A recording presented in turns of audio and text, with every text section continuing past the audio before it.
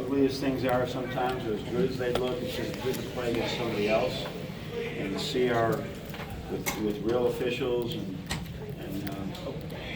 get to know them. Please do not observed, and I always reserve myself this time to watch the video at length so that we can just teach now and grow so they have almost their whole team back from last year that is growing too, and they were very solid defensively. And our kids learn that I don't care who you're playing, you gotta execute, the ball can't stick, you gotta move. So our 90 points was created by turnovers. It was not created as much in half-court offense. We gotta get better in our half-court offense. Ethan, you want to start us off? John, what went into the decision to start Iggy, and what did you see from him? We went through most of our preseason. Isaiah Livers was not able to practice a lot. So we got into a rhythm, and then all of a sudden he was there like 1 week beforehand. We just stuck with him, and he was really, in our scrimmage and everything like that, as a sixth man, I wanted him to transcend to the three-man as well. And so as a sixth man, I wanted to learn all the positions. And so Iggy's played really good. Our leading scorer, leading rebounder in Europe, he's a pretty good player. And Isaiah is a team guy, and he'll fill that role well. But that's just for this. We'll wait and see what happens Tuesday. Down in front with Josh. My question's kind of already answered, but how do you think Isaiah kind of responded to that role change? I mean, the same way he did last year. When he was virtually at the end, he was a starter in name only, and we'd get Duncan in there, and then he'd fill his role. So he may play more minutes. I think in our scrimmage, he might have played more minutes than anybody in the scrimmage. So he gives us this, presence defensively, et cetera, where he's talking, he's doing some things. But we also have other needs on offense that I thought we needed to fill with Iggy. Right down in front over here. Coach Beline, I know tonight's game was a blowout, but is there anything you want your team to improve on before you play Norfolk State opening night in a game that actually counts for the record? I want to see the video more why there were so many offensive rebounds, and some of them were just like the ball was it was funky, the ball was going all over the place.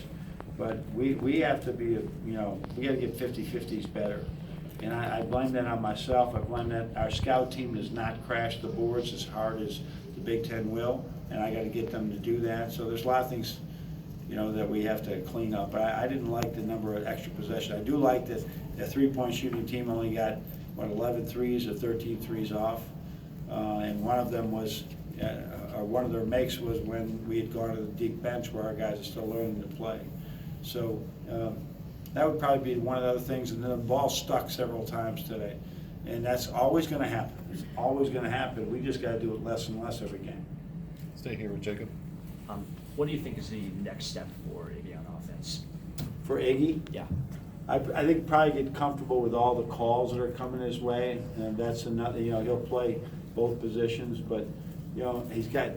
I hated it when I think we had a foul call and he hit a three, and we just he can shoot the ball really well. I think we just got to make him in games and become that real triple threat player, because when he goes downhill, he's ambidextrous with either hand. He's going to finish with either hand.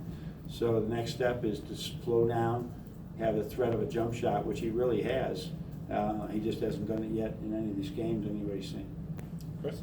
7 assists for Jordan. Is that a pretty good start? Yeah, it is. He's grown in some areas, and what he's really been receptive is being coached up here, but he'll go to what I don't want him to lose this hunting mentality. I don't want Charles to stop hunting. I don't want Iggy to stop hunting. Those are three primary hunters, but they gotta learn when okay, this is not going to work. Just move the ball. And so, but I did like that with him getting those type of assists. Overall, our assists, Xavier obviously was good. Xavier had a bunch of steals. And then Teskey's three, is that something he's got the green? Yeah, we want him to shoot those. We do want him to shoot those. So, I thought John was just okay today. John's got to rebound the ball better than he's rebounded, and he can't. You got to be more assertive. He's not a backup center anymore, and he played like a backup center a couple times, and that's not the role he's got to have. Over there with Andrew. Coach, when you do watch the tape, what are some things that are sort of opponent independent, I guess, that don't matter that you can look from your team to see whether it was good or bad, regardless of the game?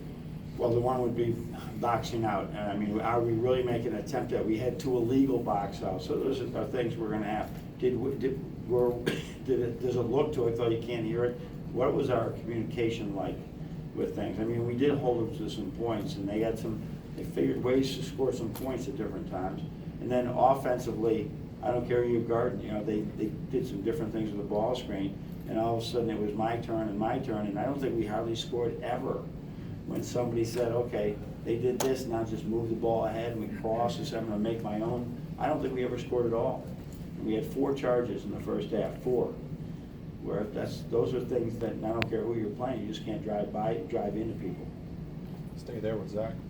John, you mentioned the half-court offense, you weren't just really happy with it very much tonight. Is there a commonality, a common theme that maybe wasn't working the way you were hoping?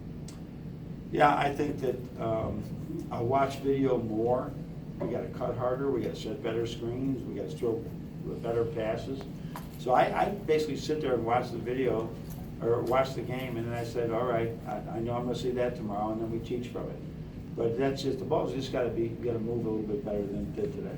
We scored 90 points, but I said it was a whole bunch of, nobody's got good transition defense for a turnover, and they turned it over, 16 times or something. Back over here with Ethan. Coach, was there any particular reason you scheduled Northwood? You could have scheduled anybody. Do they run sets you like to see, or what was the reason? We've tried to, yesterday I answered this question that, with the exception of bringing Cassie Russell back, repaying Lemoyne for when they play us, and we had a Slippery Rock game, we've stayed in state, and we've tried to play a lot of different people. I think the only one we played twice maybe is Wayne. So we had never played Northwood, a good program. One of my former managers is an assistant up there. They had almost everybody back but one guy, so it just seemed to be a good matchup. Back in front with Josh. Were you happy with the amount of 3-pointers your team shot today? Yeah, we'll probably diminish that. I said that when we were 0 for 5 or something the first half till Eli hit that. I said, we would have taken 12 by now last year. So yeah, I don't think you're going to see as much, but we got some guys with really quick first steps.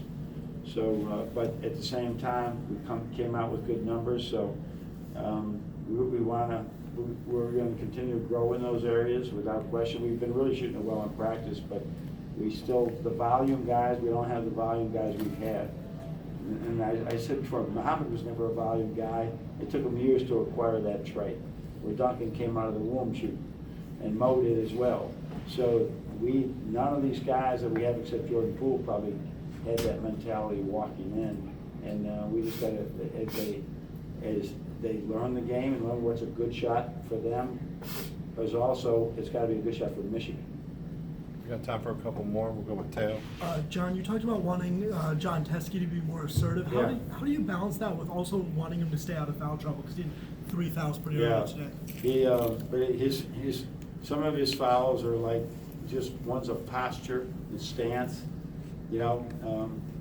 So he's the thing we really have to work with him in Austin right now is they got to play bigger than they're playing off the backboard.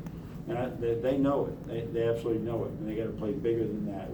We can't exist in the Big Ten, right? If they're not getting more. We're a little bit like when Mo was younger as well, right? We just got to find it. And all of a sudden, Mo found the knack for it. We got to make sure that happens. But I think he's learning what's a foul. Austin has the exact same issue, right? Of how to have verticality, how to be aggressive without fouling. Chris, you want to close us out? What'd you like about Eli's minutes tonight? He's just solid. I mean, he was just solid. And he's had a good camp. He had a good summer. He's just solid. I can just count on him to play probably more like a junior would play, even though because he just really picks up things very quickly, and that's been really helpful. Because Davis really has some good minutes in practice as well, but Eli right now is a better choice for us to be that first guard off the bench, because he just makes us better, just like he did last year at the beginning of the year. All right? Let's go blue. Let's beat Penn State. See you Monday for Tuesday's game.